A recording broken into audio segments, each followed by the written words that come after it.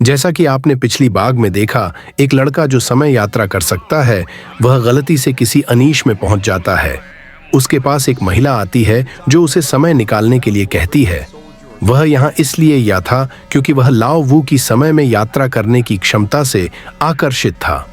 प्रलय से बचने के अवसर के बारे में सुनकर लाओ वू स्वाभाविक रूप से उस महिला की शर्तों पर सहमत हो गया। फिर वह समय को सही करने का एक साधन बन गया। जो कोई भी समय के बाहर मौजूद है उसे लाओ वू मिटा देगा। सभी को पता नहीं था, लाओ वू सही समय का इंतजार कर रहा था, अतीत में लौटने और त्रासदी को रोकने का रास्ता खोज रहा था कि अपनी जान जोखिम में डाल दी।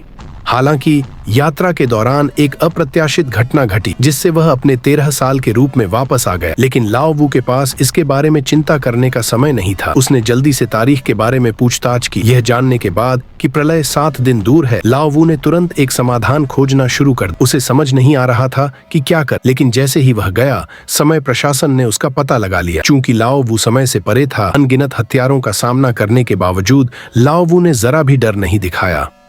उसने ढेर कर दिया।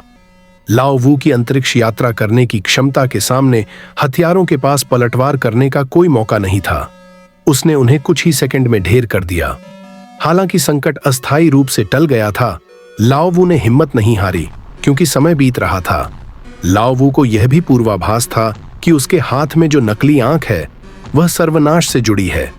45 सालों में यही उसका एकमात्र सुराग था। लेकिन जब लाओ वू सुराग ढूंढने अस्पताल गया तो डॉक्टर ने उसे वापस भेज दिया।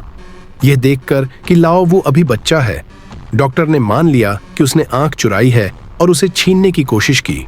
लाओ वू को यह बात बहुत बुरी लगी, जो डॉक्टर को सबक सिखाने पर आमादा था।